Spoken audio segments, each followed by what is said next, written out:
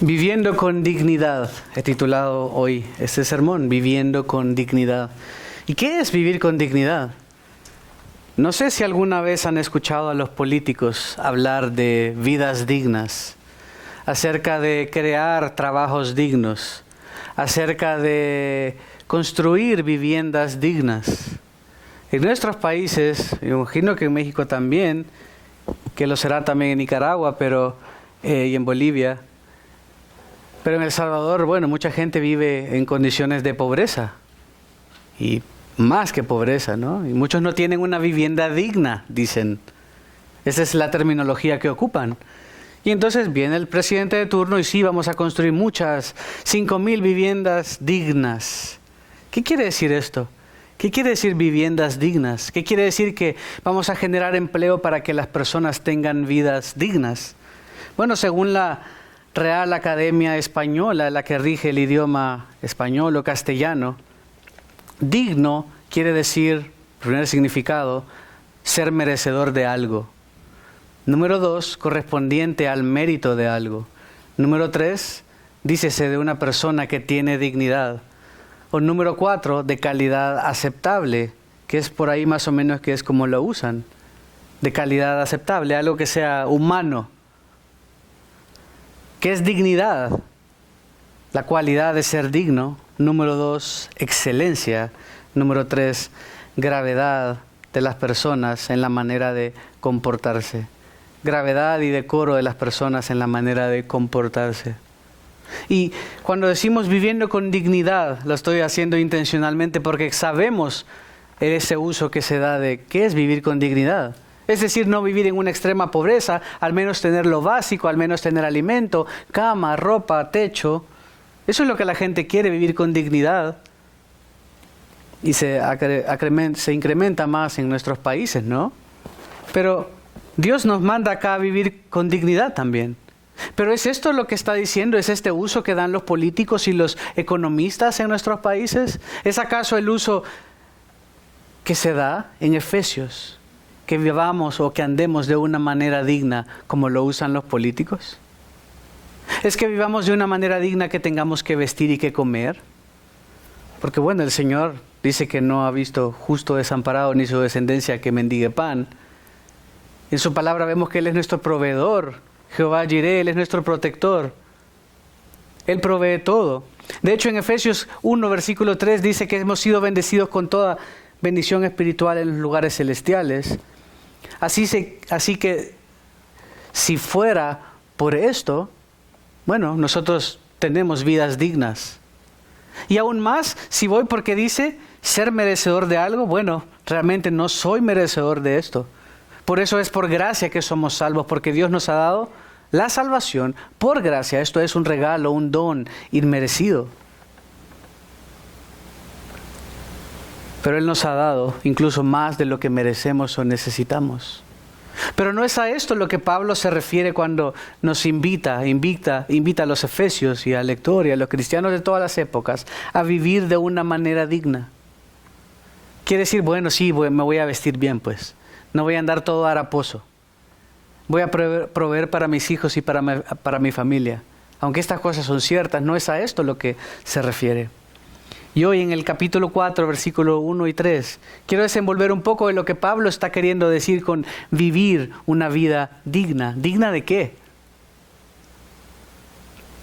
Y vamos a ver 3 puntos. 1, que debemos vivir confirmando el llamado. ¿Cuál llamado? El llamado que Dios nos hizo. Debemos vivir confirmando el llamado que Dios nos hizo. Número 2, eso en el versículo 1.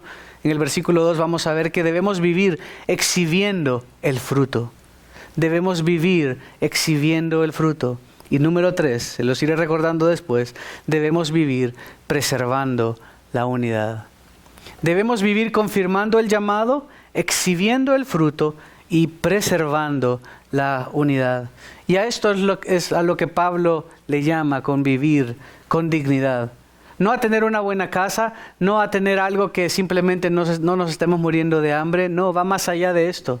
El Señor suple todas nuestras necesidades y sabemos que Él nos da más. Él es nuestro creador, nuestro salvador, nuestro protector, nuestro sustentador, nuestro todo. Él es nuestro todo. Veamos pues el primer versículo. Comienza diciendo: yo pues, prisionero del Señor, les ruego que ustedes vivan de una manera digna de la vocación con que han sido llamados. Digna de la vocación con que han sido llamados. Y creo que, no sé si algunas veces han visto las imágenes de los príncipes, ya ni sé qué son, pero está el príncipe Carlos, que ahora es el rey, y luego está William, que antes era el príncipe y ahora creo que igual es príncipe, pero tenían a sus niños chiquitos hace poco.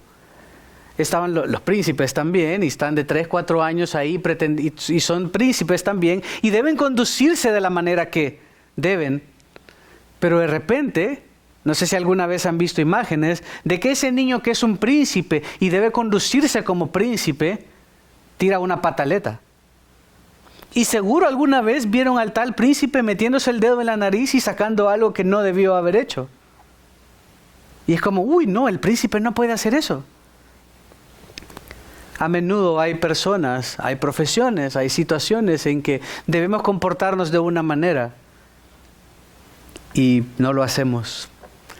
Con mucha pena les cuento esto, creo que nunca lo había dicho así públicamente, pero una vez estábamos en un funeral con unos amigos, había muerto, no sé, alguien de la iglesia, y llegó esta amiga o amigo, no me acuerdo, pero estaba bien pálido, estaba bien pálido. Y uno en un funeral está serio, se viste oscuro, bueno, al menos en nuestro país es acá un poco más desordenado, pero válgase el comercial,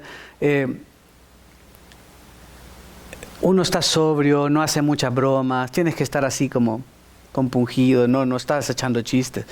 Y la verdad es que yo no estaba echando chistes, pero le dije, oye, está bien pálido como muerto.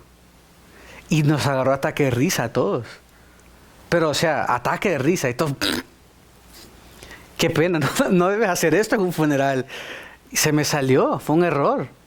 En ese momento no me comporté de una manera digna. Y costó y nos tuvimos que salir y todo. Y nunca se me olvida porque fue mal. Estaba jovencito, estaba como Lalo. Sí. Pero debemos vivir conforme al llamado que el Señor nos ha hecho. Pablo comienza diciendo, yo pues, esa frase pues, ¿qué está diciendo? Pues con base a todo lo que he dicho, capítulos 1 al 3, Pablo ha puesto el fundamento. Pablo ha dicho, ustedes son esto, ustedes son amados del Señor, ustedes son escogidos del Señor, ustedes son hijos de Dios, ustedes han sido hechos nuevas criaturas, ustedes han pasado de muerte a vida, ustedes ya no son del diablo, me pertenecen a mí. Pablo ha venido poniendo el fundamento, capítulos 1 al 3. Entonces capítulo 4 al 6 va a decir, por este fundamento que pusimos, por todas estas verdades objetivas que hemos dicho, ustedes pues deben comportarse de cierta manera. Ustedes no son cualquiera, les está diciendo Pablo a los efesios. Habían judíos y gentiles. Ya les había dicho, ustedes ya no son dos pueblos. Es, en cuanto a salvación, un solo pueblo. Un solo pueblo. Yo pues, les dice, prisionero del Señor, les ruego que ustedes vivan de una manera digna. Está diciéndoles como un mandato, y esto es relevante porque de los capítulos 1 al 3 solo hubo un mandato, uno tan solo. Y es este, por tanto recuerden que en otro tiempo ustedes los gentiles, en la carne, que son llamados incircuncisión por la tal llamada circuncisión hecha en la carne por manos humanas, y sigue hablando. Solo una vez en la primera parte del libro de la carta se da un imperativo. ¿Qué es un imperativo? Algo que debes hacer. Si tu mamá te dice, ve a lavarte los dientes, y tú dices, no, gracias. No, es que no te estoy preguntando, muchachito. ¿Cierto? No es una pregunta. Y yo no sé si así pasa en otros idiomas, pero en español, porque queremos ser más amables, lo hacemos con preguntas. Oye, Lalo, ¿por qué no me vas a traer un cafecito? Lo hace como pregunta. Y entonces el niño dice, bien brillante, no, gracias. No, es que no te estoy preguntando. ¿Cierto? Ve a cambiarte ¿por qué no te vas a cambiar la camisa? No, gracias. Ya le echas la mirada y lo hacemos en forma de pregunta. Pablo da este imperativo, solo uno, en los primeros 3 capítulos. ¿Saben cuántos imperativos dio Pablo en los capítulos 4 al 6? 39. 39 imperativos. Estaba poniendo el fundamento, la base, sobre la cual argumentar. Tú no vas a decirle a tu hijo, él claro, debe obedecer, pero debes poner una base primero para luego dar todos esos imperativos. Debe estar esa base, la base del amor, la base de quién es, la base de lo que eres tú también. Le dice Pablo, yo pues prisionero del Señor, también se podría traducir prisionero en el Señor, usando ese en Cristo que él ha venido usando en toda la primera parte, o prisionero por el Señor. Él estaba preso. Pero ¿por qué es relevante? Él ya lo había mencionado antes en el capítulo 3, versículo 1. Por esta causa yo, Pablo, prisionero de Cristo por amor de ustedes los gentiles. Sabía que estaba preso por el Evangelio. Estaba preso por compartir el Evangelio con ellos. Pero es relevante el hecho que lo menciona acá también porque cuando les dice, les ruego que ustedes vivan, es lo que se llama, como en griego, una exhortación ética. Verdaderamente no estaba diciéndoles un imperativo de vayan y hagan esto. Es más bien una exhortación ética, que quiere decir una solicitud o una apelación. Les pido que por favor, es una petición un poco más suave, pero no dejaba de ser un simple mandato. Pero el hecho que les dice, les ruego por favor, no es como que un niñito le esté diciendo a alguien más, no es como que tú le estés diciendo a un malhechor que no haga algo.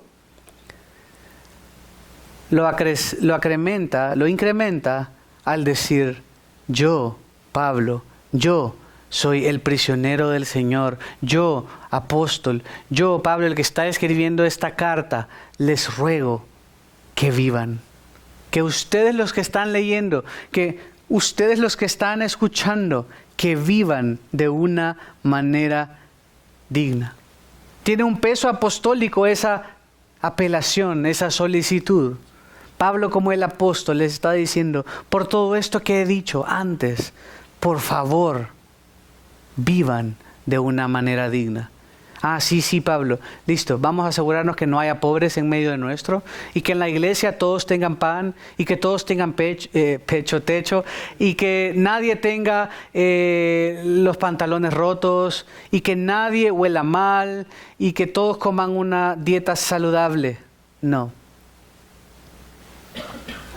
Les ruego que vivan de una manera digna de la vocación con que han sido llamados. Acompáñenme a Romanos 12:1.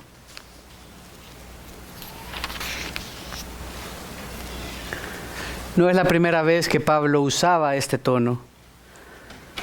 Vamos a ir a Romanos 12:1, Primera de Tesalonicenses 4:1 y Colosenses 3:1. Romanos 12:1, Pablo dice, por tanto, hermanos, les ruego por las misericordias de Dios que presenten sus cuerpos como sacrificio vivo y santo, agradable o aceptable a Dios, que es el culto racional de ustedes. Está diciendo básicamente lo mismo, con palabras diferentes. Presenten sus cuerpos como sacrificio vivo y santo. Miren Primera de Tesalonicenses. Primera de Tesalonicenses 4:1. Por tanto, hermanos, les rogamos y les exhortamos en el Señor Jesús, que tal como han recibido de nosotros instrucciones acerca de la manera en que deben andar y agradar a Dios, como de hecho ya andan, así abunden en ello más y más. No era la única iglesia a la que Pablo se refería de esta manera. Les dice continuamente, anden como Dios quiere que anden, sacrifiquen sus vidas para el Señor, tómenlo como que ustedes mismos son un sacrificio vivo, no algo externo que tienen que ir a hacer, sino sus vidas mismos. Todo lo que hacen debe ser para el Señor. Colosenses 3:1 lo dice de otra manera, si ustedes pues han resucitado con Cristo. Si es cierto que tú eres hijo de Dios, si es cierto que tú has nacido de nuevo, busquen las cosas de arriba, donde está Cristo sentado a la diestra de Dios. Pongan la mira en estas cosas de arriba, no en la tierra, no en las de la tierra, porque ustedes han muerto y su vida está escondida con Cristo en Dios. ¿Qué está diciendo esto? Ya no vives tú, mas Cristo ahora vive en mí, Gálatas 2:20. ¿Qué está diciendo? Tú has pasado de muerte a vida. Tu vieja naturaleza murió. Ya no eres más tú. Ahora es Cristo en ti, la esperanza de gloria. Es lo que está diciendo Pablo. quiero que ustedes vivan, si regresamos a Efesios 4:1, les ruego que ustedes vivan de una manera digna. ¿Qué quiere decir este vivan? Otras versiones lo traducen como anden y es una traducción correcta. El término andar es una metáfora de la conducta cristiana, del estilo de vida. Por eso en muchas iglesias se dice cómo anda tu andar, cómo está tu caminar con el Señor. Es lenguaje tomado de la Escritura para explicar cómo está tu vida, cómo estás caminando con el Señor, cómo está tu día a día con Él. Está diciendo Pablo que debemos vivir, que debemos andar, que debemos caminar. ¿Cómo? Dignamente, de una manera digna. Y digna se puede traducir también como adecuada. Digna se puede traducir como adecuada. Acompáñenme a Efesios 2:10. Vamos a estar viendo algunos versículos. ¿Cuál es la manera adecuada en la que debemos caminar? Efesios 2:10. Lo había dicho antes. Somos hechura suya, creados en Jesús para hacer buenas obras. Nótese que esto, Pablo lo había aclarado antes, no es que hacemos las buenas obras para alcanzar la salvación, sino el Señor nos salvó por gracia por medio de la fe para buenas obras, obras que Él preparó de antemano para que anduviésemos en ellas. Y Colosenses 1:10, 2 libros más adelante.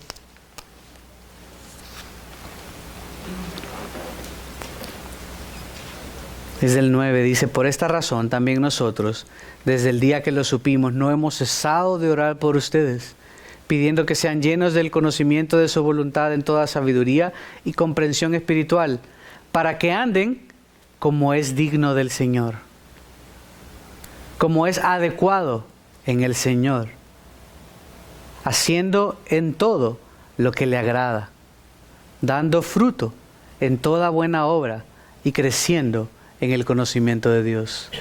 Pablo también en la carta a los Colosenses recoge esta idea. Dice, andando como el Señor quiere que anden, dando fruto en todo, viviendo para Él en todo, viviendo adecuadamente, viviendo como se espera de ti por lo que tú eres. Si tú eres un caballo, no vas a ir al corral de las gallinas y tratar de poner huevos. No sería adecuado, ¿cierto? Seahorse.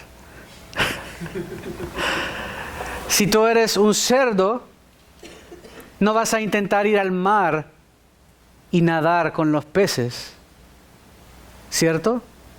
Porque no eres esto. No es adecuado, no procede, no va, nos da risa porque así es. Aquel que ha nacido de nuevo, aquel que Dios lo ha pasado de muerte a vida, no puede vivir más como viven los del mundo. No puede caracterizarse con un estilo de vida como el de antes, porque han muerto, porque ahora son nueva criatura. Y sí, van a fallar, y sí, van a pecar, y sí, van a tropezar. Pero venimos ante el trono de la gracia, pedimos perdón, nos levantamos y seguimos para adelante. Pero ese andar tiene que ver con algo continuo. Antes estábamos de continuo, decía en el capítulo 2 de Efesios, como yendo en un río hacia la perdición, siguiendo la corriente de este mundo. Esa corriente, íbamos ahí, nos llevaba la corriente. Pero ahora no más. Ahora vivimos para Él. Ahora debemos vivir de una manera digna para Él. Pero ¿por qué le llamé vivamos confirmando el llamado? Es algo que es continuo. No solo es pórtate bien hoy, y no es ni siquiera eso, sino que vive de una manera agradable al Señor, de continuo, toda tu vida. Pablo lo dice, vivan de una manera digna de la vocación con que han sido llamados. Vocación también se traduce como llamado. Otras versiones simplemente ponen del llamado con que han sido llamados. Pero suena repetitivo en español, así que pusieron la traducción de la vocación con que han sido llamados. Pero ¿qué es ese llamado? ¿Qué es esa vocación? Para ayudarnos a entender, es una invitación a experimentar un privilegio y una responsabilidad especial. Eso es lo que quiere decir la palabra, el término que Pablo ocupó en griego para que ahora se traduce como vocación o llamado. Está diciendo, vive de una manera digna de esa invitación a experimentar el privilegio y responsabilidad especial de ser su hijo. Tú eres todo esto.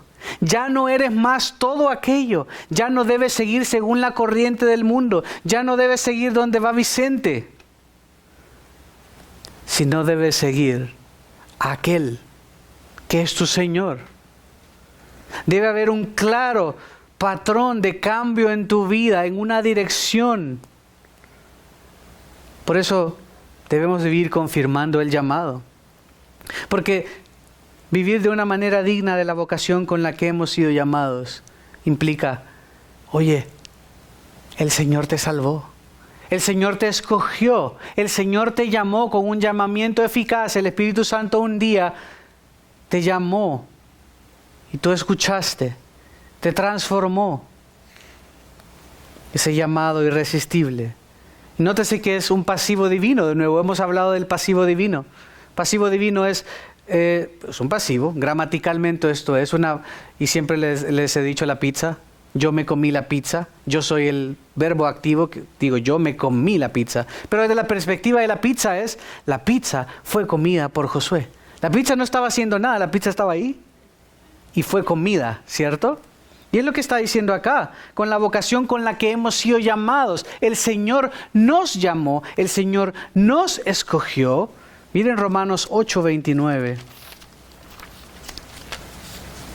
Y es un pasivo divino, ¿por qué? Porque el actor es el Señor.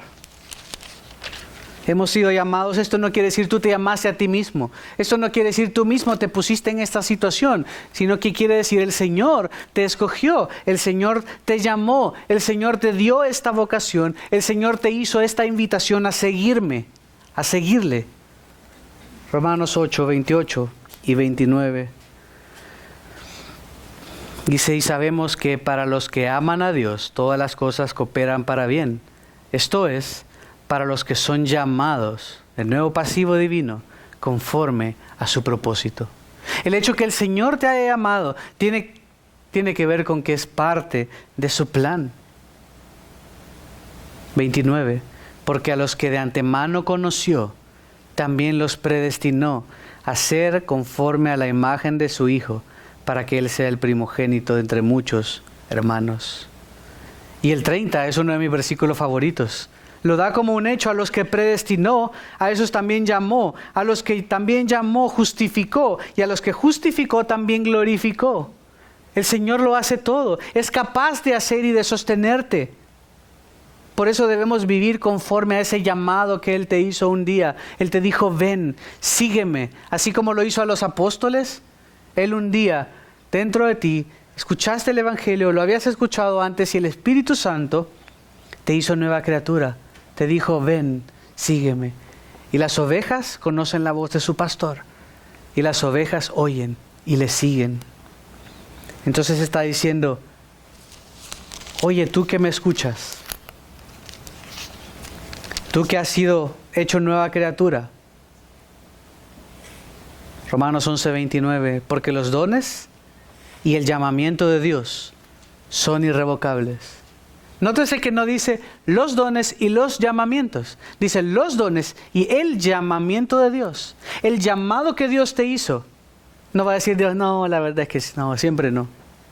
La verdad es que este muchacho tenía buena perspectiva, pero ya no me gustó. No me gustó cómo le habla a la mamá. No me gustó que es flojo. Y esta chica la verdad que se veía con potencial para servirme, pero no, la verdad que no, siempre no. Los dones, el llamamiento que Dios hace a nuestra vida es irrevocable. No le da vuelta atrás. Es tu vocación, es tu llamado seguirle ahora. Si has sido hecha nueva criatura, nueva criatura, ahora vives para Él, eres suyo, le perteneces a Él. Tu llamado es seguirle y hacer la voluntad de tu Padre. Es vivir de una manera digna de nuevo, va más allá de tener una vivienda digna como lo usan los políticos, sino de que tu vida sea digna de la vocación, sea adecuada a ese llamamiento que el Señor te ha dado. La pregunta es, hoy, si tú examinas tu vida, ¿estás viviendo de una manera que confirma el llamado que Dios te ha hecho? ¿O eres un cristiano de escondidas? ¿O así de solo los domingos? ¿O verdaderamente tu vida y tus acciones, tus decisiones, confirman que Dios te ha llamado? ¿Confirmas que eres nueva criatura? Número 2, versículo 2. Vivamos exhibiendo el fruto. Que es también, Pablo amplía aún más, explica aún más qué es vivir de una manera digna. Nos ayuda a materializar, nos ayuda a entender qué es vivir de una manera digna. ¿Qué quiere decir entonces vivir de una manera digna con el llamado? ¿Cómo se ve de una manera más práctica? Porque podemos hasta este punto quedar un poco subjetivos. No, yo sí estoy viviendo de una manera digna. Bueno, veamos. Pablo menciona algo del fruto del Espíritu. ¿Cómo vivimos entonces de una manera digna? Versículo 2, Efesios 4:2. Que vivan con toda humildad y mansedumbre, con paciencia, soportándose unos a otros. ¿Vives tú con toda humildad? No dice que seas un poquito humilde, con toda humildad y mansedumbre, con paciencia, soportándose unos a otros en amor. Esto es lo que se ve, esto es lo que Dios quiere de nosotros, esto es lo que quiere que hagamos para exhibir el fruto. Y sé que batallamos, sé que nadie acá, si es hijo de Dios verdaderamente, va a decir, no, yo sí tengo 100% humildad. Si me dices eso, realmente no tienes humildad. 100% mansedumbre, 100% paciencia, 100% soportándonos unos a otros. No, vamos a luchar con estas cosas. Por eso es un mandato, por eso es una exhortación de Pablo recordándonos cómo debemos comportarnos. En esa ocasión que el príncipe estaba tirando pataletas, solo se ve que la mamá le dice algo y le jala, me imagino, la oreja, algo y ya se queda el niño quieto. Como también algunos de nuestros hijos se portarían mal en algún lado y le llamas la atención. Le jalas la oreja, le pegas un codazo o algo. O tal vez tu esposo se está durmiendo. Nos pasa a veces, ¿no? A los hombres nos dormimos y estamos ahí luchando y la esposa, el codazo, para que no nos durmamos. ¿Por qué? Porque no nos estamos comportando de una manera digna. Porque no deberíamos estarnos durmiendo. Porque tal vez no debería decir ese ejemplo que estoy diciendo en una cena y mi esposa me hace, cuídate, ¿no? Porque no estamos comportando de la manera digna. Pablo de nuevo nos dice que debemos vivir, que debemos andar, que debemos caminar, que debemos conducirnos con toda humildad. ¿Qué quiere decir humildad? Quiere decir muchas cosas. En El Salvador decimos, es que es una persona humilde. La mayor parte de las veces que ocupamos esto quiere decir que su origen es de baja clase, que tal vez viene de ser muy pobre. Es una persona humilde, no sabe leer, no sabe escribir. Pero esto no es lo que Pablo está diciendo. Humildad tiene que ver con humildad o modestia. Así como Pablo lo tuvo con los efesios. Miren Hechos 20:19. Pablo había visitado a los efesios antes y se fue a despedir de los ancianos. Y en Hechos 20:19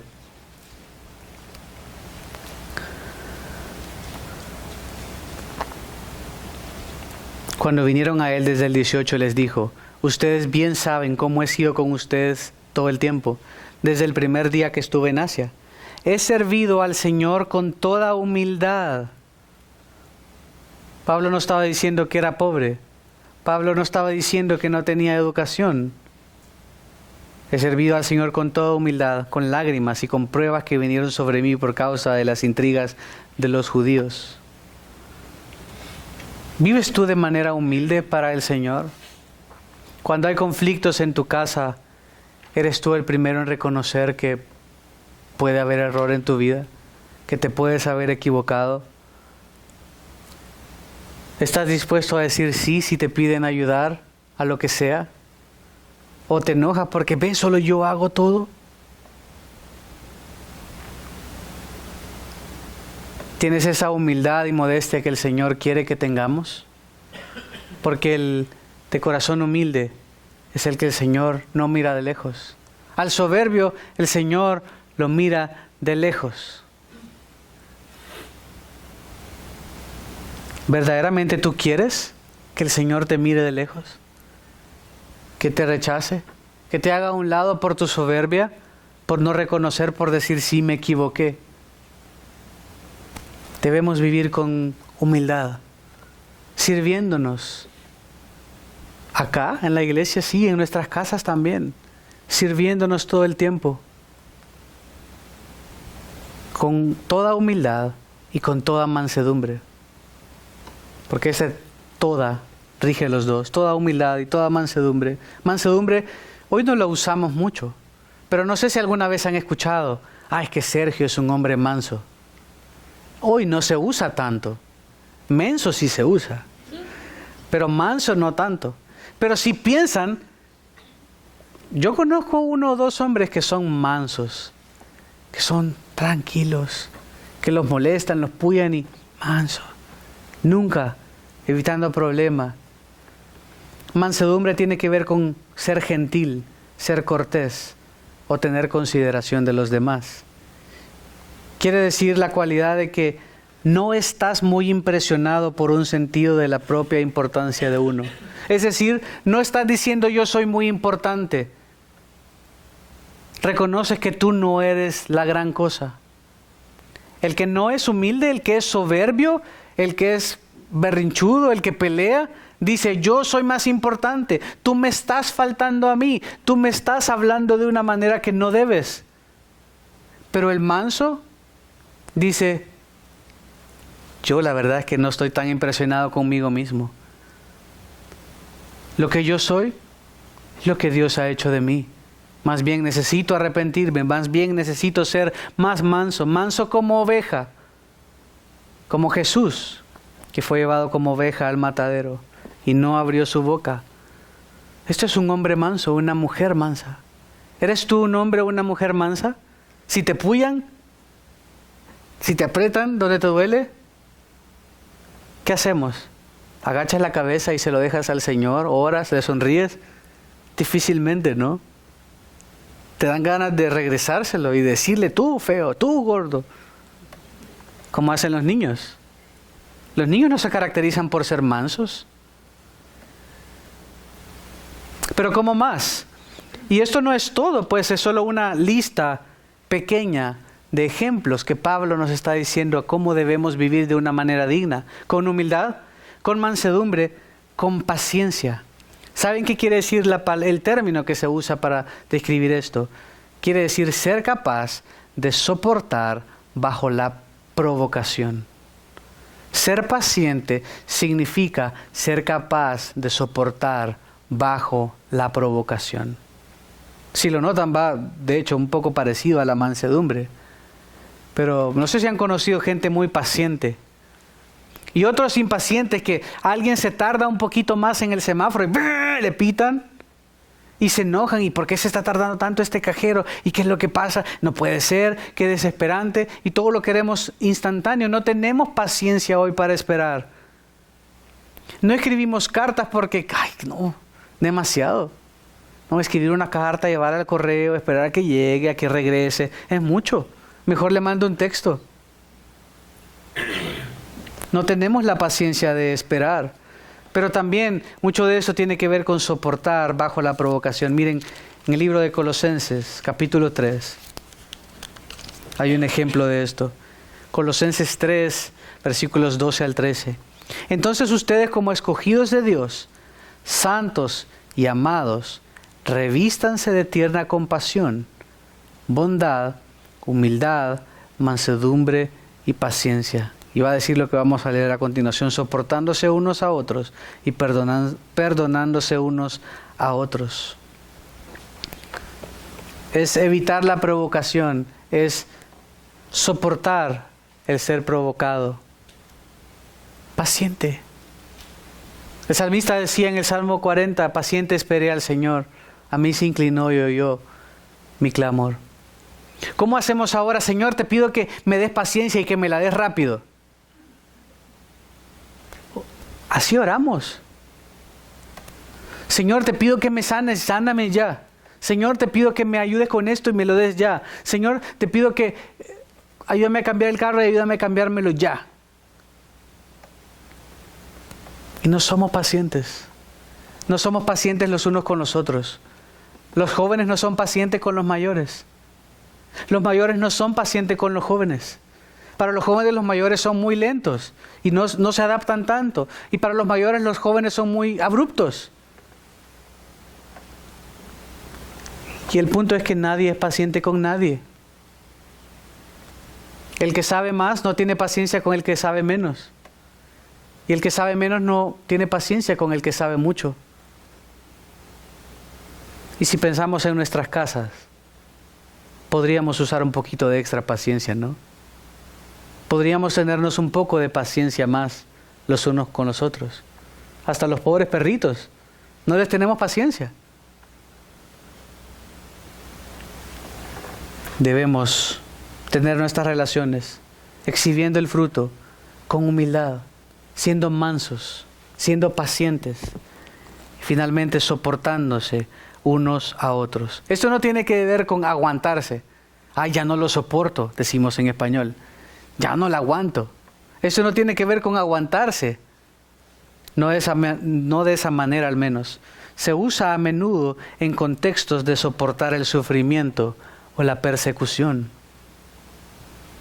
Y soportar, no sé si lo han olvidado, pero soportar también es apoyar.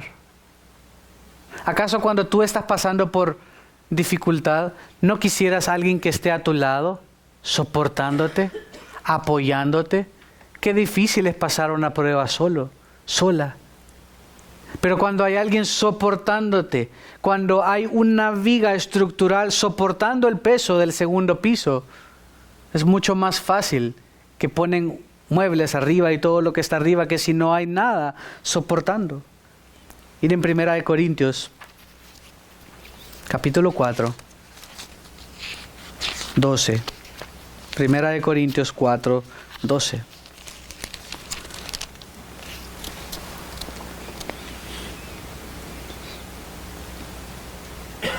Este es el ejemplo que da Pablo de cómo debemos soportarnos unos a otros. 4, 12 y 13. Nos agotamos trabajando con nuestras propias manos. Cuando nos ultrajan, bendecimos. Cuando somos perseguidos, lo soportamos. Cuando hablan mal de nosotros, tratamos de reconciliar. ¿Hacemos esto? ¿Haces tú esto en tus relaciones? Si alguien te ultraja, ¿le bendices? Si te persiguen, ¿lo soportas? Si hablan mal de ti, ¿tratas de reconciliar? Esto es el estándar. Esto es lo que Dios dice. Esto es lo que Pablo dice que habían hecho ellos. A veces ni siquiera soportamos una persona que canta mal. Tal vez acá en la iglesia alguien canta súper horrible, canta feo y se pone ahí, yo me voy a alejar de esa mujer, yo me voy a alejar de ese hombre porque no la soporto, grita mucho y fuera de tono. O yo no soporto a esta persona porque la verdad que siempre habla de lo mismo. O porque no entiende, o porque siempre hace estas preguntas. Y esas son tonterías. Y si en esas cosas no nos soportamos, ¿cuánto más vamos a ser capaces de soportarnos los unos a los otros ante el sufrimiento o la persecución? Que de seguro más adelante vendrá. Este debería ser el estándar por el cual nos conducimos, por el cual vivimos. Que debemos saber que en este mundo no somos queridos porque somos de Dios. Y todo lo que nosotros creemos se opone a lo de Dios. Pero no somos llamados a ir a pelear con todos, no somos llamados a irnos a las armas con todos, no somos llamados a nada de esto, sino a todo lo contrario.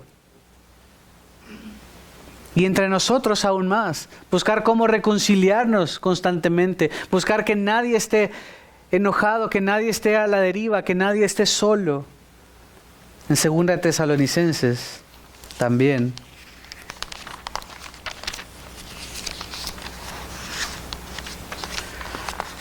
Segunda de Tesalonicenses 1:4.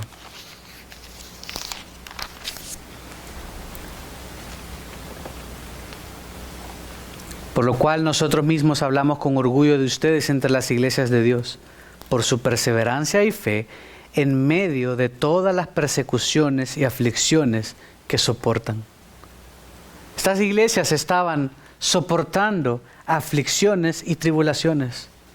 Hermanos, les quiero aclarar, de verdad, van a venir tiempos difíciles. Ya, pronto. Te van a pedir que llames a los niños en la escuela, a tus compañeros de trabajo, por sus pronombres. Y a este niño que se identifica como ellos, te van a requerir que le digas ellos o te van a correr. El mundo se opone verdaderamente a lo que nosotros creemos. La persecución, la dificultad va a venir tarde o temprano. Debemos estar preparados. Debemos estar revestidos, exhibiendo el fruto. ¿Quiere decir que entonces vas a tomar una arma y defenderte? ¿Quiere decir que entonces vas a buscar ultrajarle? Esta persona que se está identificando como ellos, si es un niño o es una niña y se identifica como hombre, está perdida o perdido sin Cristo.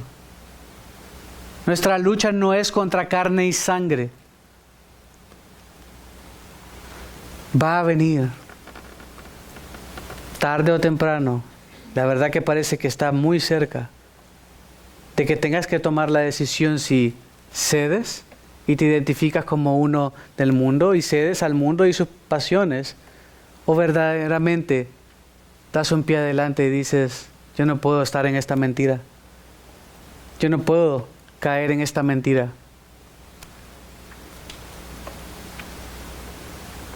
Debemos soportarnos unos a otros. Y debemos soportarnos. Y va a venir tiempos en que vamos a tener que soportarnos en sufrimiento o persecución. Que vas a tener que aguantar. Es algo que Dios te da también. Es fruto del Espíritu. No es algo simplemente que tú tienes que desarrollar de la nada, sino que verdaderamente es un fruto del Espíritu. Pero al mismo tiempo hay un componente humano. Tú debes hacerlo. Debes morir cada día a ti. Debes despojarte del peso. Debes despojarte de tu viejo hombre, de tu vieja mujer. Y renovarte continuamente de todo lo bueno. Cada día debes tomar tu cruz y seguirle. Cada día debes hacer esto. Y alimentarte con la palabra para que entonces puedas vivir con humildad, con mansedumbre, con paciencia, soportando, perdonando, buscando reconciliar. Y buscando que acá en este grupo que el Señor nos haya dado no haya pleitos ni divisiones, como lo va a decir después Pablo. Soportándonos o soportándose unos a otros en amor. En ese amor que, si regresamos a Efesios, en ese amor con el cual nosotros mismos hemos sido amados. De hecho, en el 1:4, Efesios 1:4, Pablo dice, en amor nos predestinó para adopción. Es por su gran amor que el Señor nos llamó, nos seleccionó, nos hizo nuevas criaturas, nos hizo vivir para Él. Es ese mismo amor que debe hacer que vivamos entre nosotros con humildad. El que es humilde, el que es manso, sabe que no es superior. No quiere decir, yo soy lo peor. No sé si alguna vez han visto Winnie Pooh. ¿Han visto esas caricaturas? Y yo no sé si entre Igor y Puerquito siempre consideran que son lo peor. Y el Igor siempre anda triste. No, yo no sirvo para nada. Y así, todo triste. Esto no quiere decir que el cristiano piensa que es una miseria.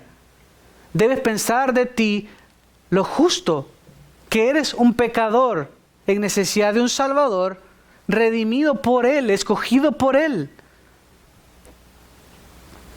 Esto quiere decir que no hay nadie superior. ¿Quién es la única cabeza? Cristo. Todos los demás somos partes del cuerpo. El pastor es otra parte del cuerpo. El que sirve, el que toca en la música es otra parte del cuerpo. Todos somos parte del cuerpo. No hay nadie más. Por eso nadie debe pensar de sí más de lo que es. Esa es la base de la descripción de qué es ser manso. ¿Sabes que yo no soy la gran cosa? Yo soy lo que Dios me ha hecho ser, así como cada uno de mis hermanos. Por eso es que filosofías modernas como o influencias, corrientes modernas como buscar la justicia social no tiene sentido. Justicia social o identificación racial y el pleito que tienen negros entre blancos y todo, tiene verdaderamente su solución en Cristo. No es por raza, no es por estatus social. No hay nadie superior, no hay nadie inferior. En Cristo, Pablo estaba diciendo esto, no había diferencia entre judíos y gentiles. Los judíos hacían mal por llamar a los gentiles perros y los gentiles por igual llamaban a los judíos perros. Los judíos excluían a los gentiles de la religión, del templo, de todo.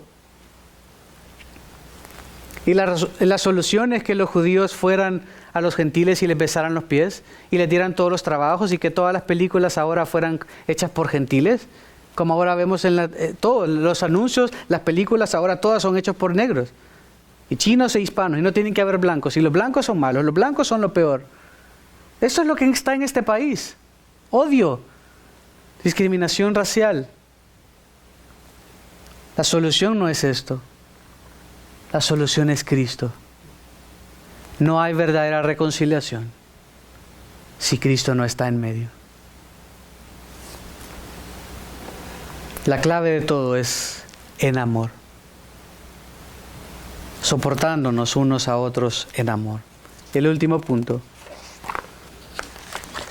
vivamos preservando la unidad. Debemos caracterizarnos por vivir preservando la unidad. Versículo 3 de Efesios 4. Esforzándose por preservar la unidad del Espíritu en el vínculo de la paz. Una frase sencilla, una frase clara, que Pablo lo equipara con andar dignamente. Pablo lo está equiparando con andar dignamente, con vivir de acuerdo a cómo Dios quiere que vivas, esforzándose por preservar la unidad. Hay dos cosas que se asumen ahí. Uno, que tú vas a tener que trabajar por esta unidad. Y si no fuera difícil, no hubieran tantas denominaciones y tantas iglesias diferentes. Y a mí no me gusta cómo cantan acá, entonces voy a ir y me voy a hacer una nueva iglesia. Y a mí no me gusta el pastor acá, entonces me voy a ir a hacer otra iglesia en la esquina. Y a mí no me gusta que ABC y voy a ir a hacer esta otra cosa, ¿no? Y hay tantas y tantas. ¿Por qué? Porque no nos esforzamos por preservar la unidad. Entonces asume dos cosas. Uno, que requiere trabajo. Y dos, que la unidad ya está. Que la unidad no es por raza. Que la unidad no es por sexo. Que la unidad no es porque todos son iguales y todos trabajan lo mismo y todos ganan iguales y porque aquí es un comunismo y vendimos todas nuestras propiedades y repartimos todos iguales. Así que todos dormimos en el suelo o en la cama. Y porque el comunismo, el socialismo impera acá en esta iglesia, en esta comunidad, no estoy diciendo que lo hace, es un ejemplo, entonces por eso todos somos unidos y somos uno. No.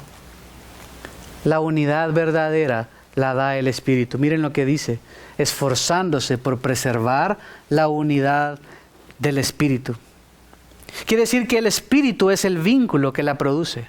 El Espíritu es el medio que usa para unirnos. ¿Por qué? Porque acá, aunque todos venimos de trasfondos diferentes, con trabajos diferentes, con educaciones diferentes, con salarios diferentes, nos une un mismo Espíritu. Esforzándose tiene que ver con estar ansioso de hacer algo, estar listo para ganar, para gastar energía y esfuerzo. Estar ansioso de hacer algo, estar listo para gastar energía y esfuerzo. Hay mucha gente que sirve de voluntaria para cosas, o que va a matarse a hacer unas maratones terribles, ¿no?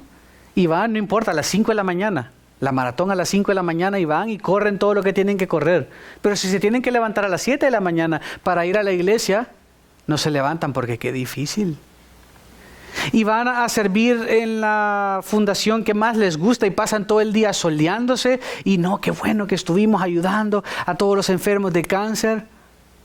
Y eso no está mal, no estoy diciendo que está mal. Pero cuando es de estar un día en la casa del Señor adorando al Señor, o vamos a ir a servir y evangelizar, no, porque es que no, la verdad que no puedo hoy. Estar ansioso de hacer algo, listo para gastar energías y esfuerzo. Piensa en lo que más te gusta hacer. Piensa en Justin, que le gusta hacer asados, el barbecue ahí por varias horas y les emociona hacer. No sé, a alguien tal vez le gusta construir carros, a alguien le gusta hacer, ¿cómo se llaman? Rompecabezas y le apasiona. A alguien le gusta jugar fútbol y cualquier oportunidad de jugar algo de fútbol se anota y se va, no importa la hora que sea, no importa si se regresa a la casa cansado, no importa. Pero esa es la idea, estar ansioso de hacer algo, de estar listo para gastar energía y esfuerzo para esto. Y esto, nótese, no solo se lo está diciendo a los líderes, se lo está diciendo a todos. Hermanos, esfuérzate por preservar la unidad. Asegúrate que todos están cuidados, que no hay pleitos, que no hay divisiones. Está diciendo aferrarse a algo. Cuando dice preservar la unidad, tiene que ver con causar que un estado o condición o actividad continúe. Preservar implica que hay algo que ya está en funcionamiento. Entonces la idea es aferrarse a algo de tal manera que no lo dejen ir o no lo pierden. Aferrarse a algo de tal manera que no lo dejen ir o que no lo pierden. En El Señor de los Anillos, ya ni me acuerdo la trama, pero creo que estaban con el anillo y no lo tenían que perder, y uno buscando el anillo, el famoso anillo, y no lo debías dejar ir, y harías lo que sea por no perder ese anillo. Esa es la idea. Esfuérzate por no perder la unidad. Parece ser que ahorita es como, sí. Bueno, si hay unidad verdadera, ok. Pero recuerda, cuando venga la desunión, cuando vengan esas instancias donde alguien está hablando de cerca del otro, cuando alguien esté dándose oportunidad para que el diablo siembre cizaña, recuérdate de esto y esfuérzate por preservar la unidad del Espíritu. ¿Cómo? En el vínculo de la paz. Esta es la ubicación o esfera donde se mantiene, en el vínculo de la paz. Otra manera de traducirlo sería en el vínculo que es la paz. Acompáñenme a Colosenses y cerramos ahí. Colosenses 3, 14 y 15. Sobre todas estas cosas, vístanse de amor, que es el vínculo de la unidad. El amor es el vínculo de la unidad. Que la paz de Cristo reine en sus corazones, a la cual en verdad fueron llamados en un solo cuerpo, y sean agradecidos. Debemos procurar vivir en paz. Debemos procurar soportarnos. Debemos procurar ser humildes, ser mansos, ser perdonadores. Vivir en paz, buscar la paz. Si alguien te ofendió, ¿qué dice la palabra? Y si él no te pide perdón, ve y pídele tu perdón. Es fácil. Yo sé que en la práctica no es, pero la solución verdaderamente es fácil. Es decir, me voy a despojar de mi orgullo. Ella tiene que venir aquí. ¿Y qué se cree? Es orgullo que está diciendo, tú mereces más. No, déjala que venga, que llore. Déjala que venga, que se arrepienta aquí, que me bese los pies, que me bese el anillo. Es orgullo. Somos llamados a buscar, a preservar la unidad. Somos llamados a andar de una manera digna. Hermano, y si hoy algunas cosas de estas que hemos hablado, tú te encuentras que estás falto, que tú no has estado viviendo de una manera digna, ven delante del Señor. Tenemos abogado. Ponte a cuentas con Él. Pídele perdón a quien sea que hayas ofendido. Tu cónyuge, tus hijos, quien sea. Pero no dejes que pase más el tiempo. Es un mandato.